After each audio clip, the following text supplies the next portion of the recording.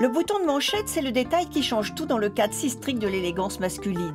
Entre Samuel Gassmann et le bouton, c'est une histoire de passion, à la fois esthète et artisan. Tous ces boutons sont l'objet d'une réflexion poussée sur les codes du vestiaire masculin, l'art contemporain et l'histoire. Les petites coquetteries font les grandes élégances.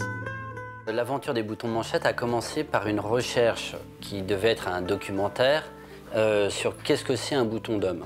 Comme j'étais journaliste à la base, je voulais aborder toutes les facettes de qu'est-ce que c'est un bouton. Dessine-moi un bouton, aurait demandé le petit prince à Samuel, et depuis, il n'a cessé de le satisfaire. Ça m'a amené au musée de la Nacre à Méru, où j'ai entrepris une recherche empirique sur un bouton. Donc on en a fabriqué un, et la forme de l'objet qu'on a produit s'apparentait curieusement à un bouton de manchette. Le bouton de manchette, pour moi, c'était quelque chose de l'ordre du gadget, un objet de mode, un produit dérivé de marque. Et je me suis dit, oui, mais ce petit objet, il peut être aussi quelque chose qui raconte une histoire. C'était comme une sorte de page blanche, parce qu'il était tellement sous-investi que moi, je l'ai vu comme un objet accueillant et qui pourrait éventuellement me permettre de raconter mes histoires à moi. 2500 boutons de manchette vendus en 2013, 40% de ces acheteurs sont japonais. Ces collections, tout en matériaux d'exception et en savoir-faire créatif, rendent hommage à cette petite fantaisie masculine. Il y a eu celui pour le matin, celui pour le jour, celui pour le soir, celui pour le sport et celui pour la para. Une sorte de première collection qui s'est retrouvée à Paris dans une petite boutique et quelques mois plus tard chez Berghoff Goodman à New York. Le fabuleux destin des boutons de manchette de Samuel Gassmann prolonge une histoire qui débute en France au XVIIe siècle. On va fêter les 5 ans en septembre prochain, donc ça fait 4 ans et demi que je fais ça à plein temps, jour et nuit. Voilà. J'ai commencé par dessiner un lien. Ça m'a pris presque 1 an et demi. Et depuis presque 4 ans, c'est le même. Pour moi, il est parfait. Voilà, il ressemble à un pont. Et pour passer d'un pan d'une chemise à un autre pan, un pont, ça me semblait bon.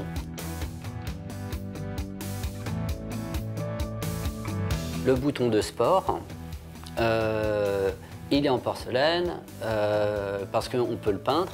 Au tout début, je vendais des petits pots de vernis à ongles en disant vous pouvez mettre de la couleur avec les vernis à ongles et vous le passez à la machine à laver comme une assiette en porcelaine et vous changez d'équipe, vous mettez un nouveau numéro.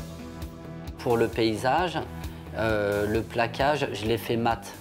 Et du coup, au lieu d'avoir une porcelaine émaillée, on est resté à l'étape de biscuits et ensuite on les a plaqués en bronze, argent et or. Ça, c'est celui que je porte. Ça, c'est un plaquage en or. Et il est mat, il est parfaitement mat. Parce que je voulais aborder dans le cadre général du paysage quelque chose qui soit un peu autour de la terre. Qui soit presque un sans faute pour ce créatif qui transforme un simple bouton en bijou. Nacre, corail, ivoire, jet, porcelaine, il utilise tout ce qui a trait à la culture française. Et derrière chaque grand homme se cache une grande femme. Ma femme, oui. Qui s'occupe de mettre de l'ordre dans la société, les bons de commande, la communication, la gestion. Quand j'ai 50 idées, elle me dit non, là, tu vas te calmer, t'en montres que 3. Et puis par rapport au thème, tout ça.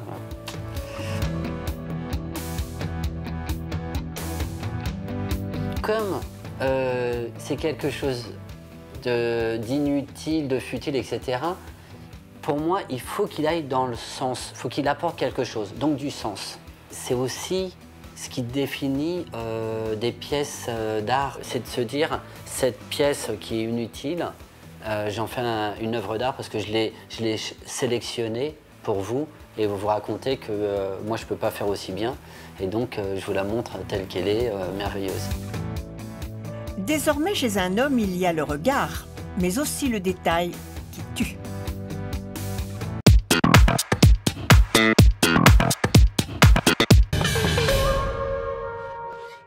Je suis tombé dans les boutons de manchette par hasard, en essayant de faire plus exactement un documentaire sur qu'est-ce que c'est un bouton d'homme. Donc ça m'a amené au musée de la Nacre à Méru, où j'ai entrepris une recherche empirique sur un bouton. Qu'est-ce que c'est? Donc on en a fabriqué un, et la forme de l'objet qu'on a produit s'apparentait curieusement à un bouton de manchette. Et de fil en aiguille, il y a eu ce premier, il y a eu celui pour le matin, celui pour le jour, celui pour le soir, celui pour le sport et celui pour la para. Une sorte de première collection qui s'est retrouvée à Paris dans une petite boutique et quelques mois plus tard chez Berghoff Goodman à New York. Ce qui m'a intéressé dans le bouton de manchette et ce qui me... Je crois que ce qui m'a permis de me développer dans le bouton de manchette et qui peut repousser au début, c'est que le bouton de manchette, pour moi, c'était quelque chose de l'ordre du gadget, un objet de mode, un produit dérivé de marque. Bas de gamme, pas intéressant, etc. Et je me suis dit, oui, mais ce petit objet, il peut être aussi quelque chose qui raconte une histoire, qui raconte un artisanat, un savoir-faire, une manière d'être ou de penser. Et c'était comme une sorte de page blanche, parce qu'il était tellement sous-investi que moi je l'ai vu comme un objet accueillant et qui pourrait éventuellement me permettre de raconter mes histoires à moi. Autour de un vêtement négligé, ça se porte le matin. Du coup, j'utilise en ce moment en particulier de l'ébène, parce que c'est un bois qu'on n'utilise qu'en intérieur, jamais en extérieur. Voilà, donc petit à petit, je me suis dit, bon bah voilà, alors moi mon vêtement négligé, c'est comme ça, enfin mon bouton de manchette négligé, et mon bouton de sport, il doit être blanc, comme un t-shirt, sur lequel on apposerait un numéro ou un drapeau, une couleur, je ne sais trop. Alors j'étais là blanc, sur lequel on peut peindre. Alors je les ai faits en porcelaine. Alors cette saison, comme il y a les Jeux Olympiques, même s'ils sont un peu... voilà, je les ai plaqués, je me suis amusé à faire un plaquage sur la porcelaine, en bronze, en argent et en or, en référence aux Olympiades. Voilà, etc. Et ça cartonne. Ça marche bien, oui, je suis content. Parce qu'il faut quand même dire que c'est vous qui faites tout.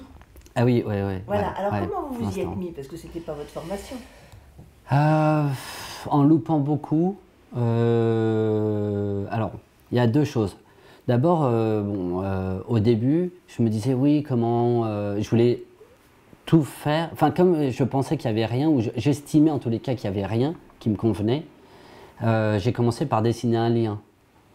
Ça m'a pris presque 1 an et demi. Je suis passé par un maquettiste qui m'a pas compris, par un fondeur qui a fermé, par un autre qui... Bon, finalement, j'ai réussi à faire le lien que je souhaitais. On a fait une maquette, un moule, bon voilà. Et depuis presque 4 ans, c'est le même. Pour moi, il est parfait. Voilà, il ressemble à un pont. Et pour passer d'un pan d'une chemise à un autre pan, un pont, ça me semblait bon, ça allait. Donc ça a été la première étape. Ensuite, j'avais travaillé avec François Mercier, donc je suis allé le revoir en me disant ouais, est-ce que c'est possible cette fois-ci d'aborder telle ou telle matière ou tel type de teinture, tel ou tel type de gravure. Donc ça s'est développé petit à petit.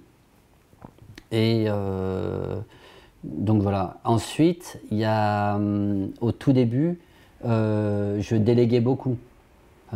Pour faire les maquettes, pour faire tout. La fonte, dans mon appartement, faire de la fonte, il en était hors de question. Surtout maintenant avec ma femme et mon petit côme, ce serait hors de question. Mais petit à petit, je me disais, la fonte, j'ai compris qu'il fallait un four, hein, c'est un peu compliqué, mais peut-être que le polissage pourrait m'en occuper. Donc je suis allé voir des polisseurs, hein, j'ai piqué une idée à droite, ils me disaient ah, mais pour polir c'est facile, il faut croiser. Simplement, c'est pas si facile. C'est horrible. Bon, ça m'a mis un an, ça m'a pris plus ou moins un an et demi, voilà, à faire des polissages. Quand j'ai commencé moi-même, bon ça se dit pas hein, normalement, mais mon polissage il n'était pas terrible. Après, petit à petit, il était mieux et maintenant je suis super content et j'arrive à polir aussi bien le bronze que l'argent. Enfin, ils sont parfaits quoi. Il y a deux cadres. Il y a le cadre de la collection qui est autour d'un thème général. Bon, cette fois-ci, c'est le paysage, qui donne une idée un peu de ce que j'ai envie de raconter pour une saison. Et ensuite, chaque objet est particulier et raconte, par exemple, le bouton de sport. Il est en porcelaine parce qu'on peut le peindre. Au tout début, je vendais des petits pots de vernis à ongles en disant bon voilà, il est vierge, le cabochon de porcelaine. Vous pouvez le mettre de la couleur avec les vernis à ongles et je disais avec un dissolvant, hop, ou vous le passez à la machine à laver comme une assiette en porcelaine et vous changez d'équipe, vous mettez un nouveau numéro si votre, etc., etc. Donc ça c'était et du coup, lui, il raconte une histoire particulière. Et chaque saison après, effectivement, ce bouton de sport qui raconte déjà qu'il est sport parce que porcelaine, etc., il va du côté de la collection. Là, pour le paysage, le plaquage, je l'ai fait mat. Parce que pour moi, je voulais quelque chose d'un peu terre, un peu... voilà, je voyais mal comment la terre elle pouvait être brillante dans la nature, donc je voulais quelque chose d'un peu, un peu mat. Et du coup, au lieu d'avoir une porcelaine émaillée, on est resté à l'étape de biscuits et ensuite on les a plaqués en bronze, argent et or. Ah oui. Donc en fait, le plaquage, ça c'est celui que je porte, ça c'est un plaquage en or et il est mat, il est parfaitement mat parce que je voulais aborder dans le cadre général du paysage quelque chose qui soit un peu autour de la terre. J'en suis content. Celui-là, c'est un grand flop. C'est un grand flop? Ouais, mais je le savais. Non, mais celui-là, c'est parce que les gens aiment ce qui brille. Voilà. Oui, mais ça, c'est tellement plus chic. Ben oui, mais en fait, alors, on peut parler de lui parce que c'est un maître d'art extraordinaire. La personne avec qui je travaille sur la porcelaine, parce que ici, je ne cuis pas la porcelaine, donc je travaille avec un artisan qui s'appelle Yann Petillot, que je salue, que j'aime beaucoup, que je respecte énormément, et qui est un grand artisan. Et quand je suis allé le voir, je lui ai dit oui, j'aimerais faire un cabochon en biscuit plaqué or, argent ou bronze. Il m'a dit oui, c'est mat et ça ne va pas se vendre. Parce que lui, il a une expertise, ça fait longtemps qu'il travaille, beaucoup plus longtemps que moi, et il m'a dit ça ne va pas se vendre. Et je lui ai dit je m'en fiche parce que ce qui m'intéresse, c'est que ça ressemble à quelque chose d'un peu de l'ordre de la terre. Ouais. Et il m'a dit bon, si tu veux, mais ça ne va pas se vendre. Je sais que chaque saison, je fais quelques objets qui ont un sens pour moi, qui ont un sens pour la collection et qui ne vont pas se vendre. Et c'est pas grave. Et ça m'amusait même parce que dans mon inconscient, le bouton de manchette ne se vend pas. J'en vis. Oui, mais vous avez tort parce que ça se vend. Non, mais je sais. Ça. Mais comme c'est quelque chose d'inutile, de futile, etc., pour moi, il faut qu'il aille dans le sens, il faut qu'il apporte quelque chose, donc du sens. Alors, peut-être qu'il est moins portable parce qu'il est mat, etc., mais je trouve qu'il apporte du sens. En fait, ce qui est étrange comme processus, mais comme j'étais journaliste à la base, d'abord j'ai l'idée, ensuite je la développe, ça aboutit plus ou moins à un objet futur. Et après, j'essaye de me débrouiller pour le faire. Et parfois, ça prend 1 an, 2 ans. Il y a certains objets, je les ai en tête depuis avant même de commencer mes premiers boutons. Et j'ai toujours pas réussi à les faire. Mais vous allez réussir. Ouais, mais je sais. Mais ça me prend Celui-là, par exemple, quand même, pour le sport, je voulais aborder toutes les facettes de qu'est-ce que c'est un bouton. Donc il y a un bouton percé. La définition, c'est pour homme 11 mm 4 trous. Voilà, 11 mm de diamètre, le bouton, avec 4 trous.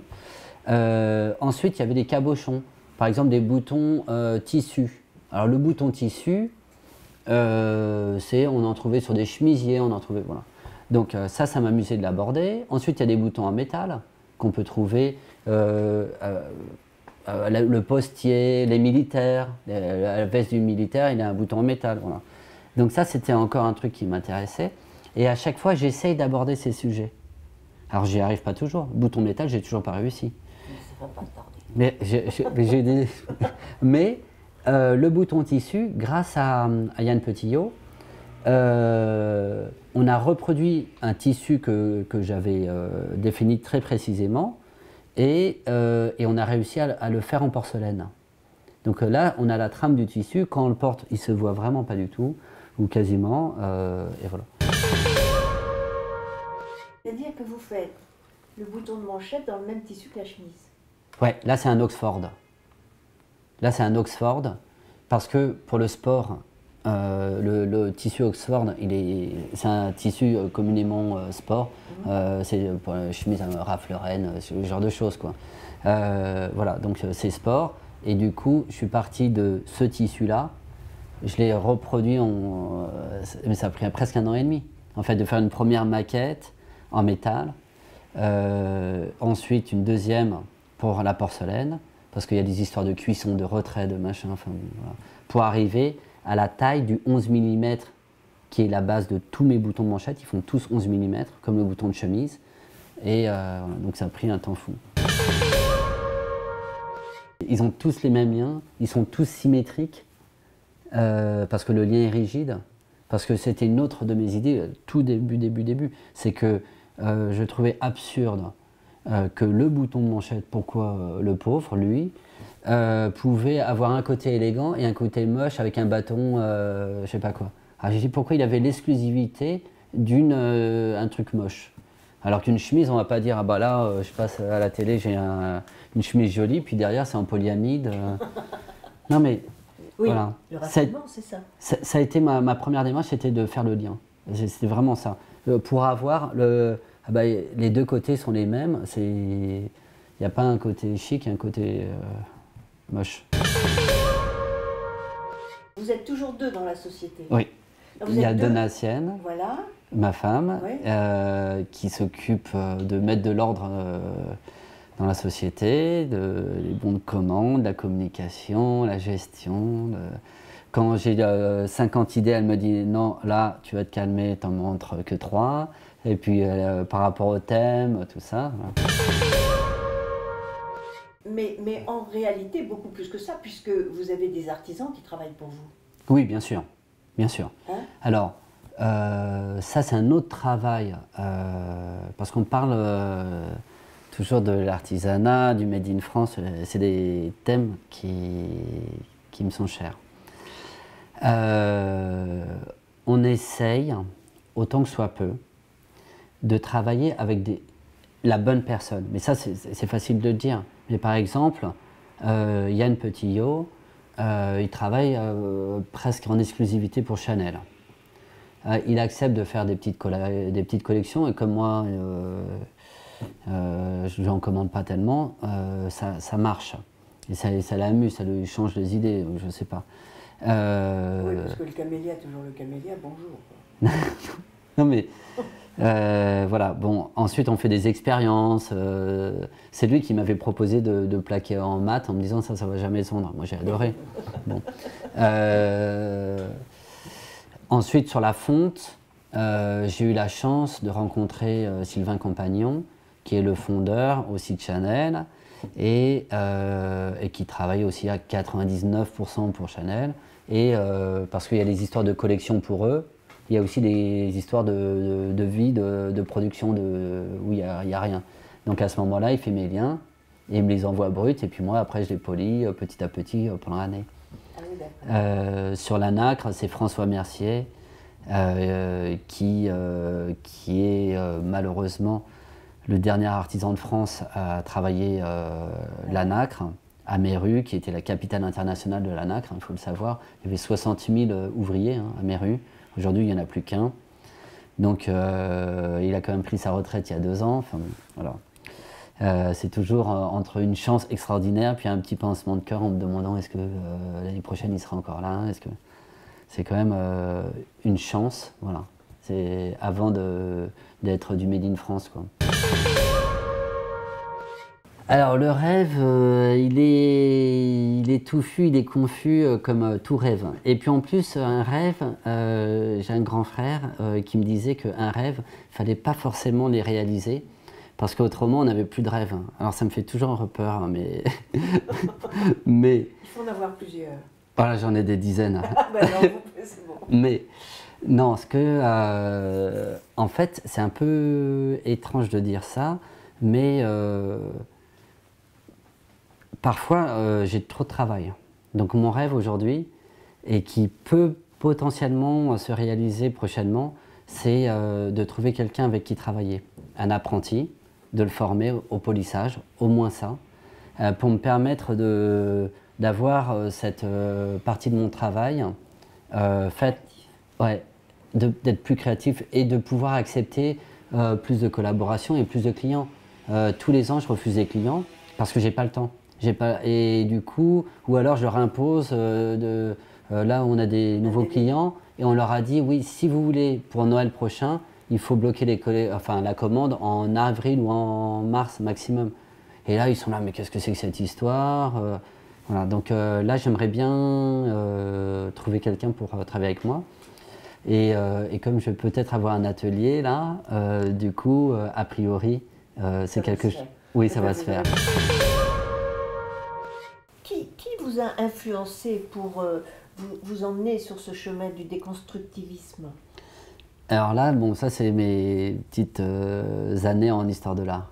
Moi j'avais une grande admiration pour des Malevich, pour des Mondrian, voilà, des artistes comme ça qui, pour essayer de comprendre un peu le monde dans lequel ils vivaient, ils essayaient de simplifier un maximum.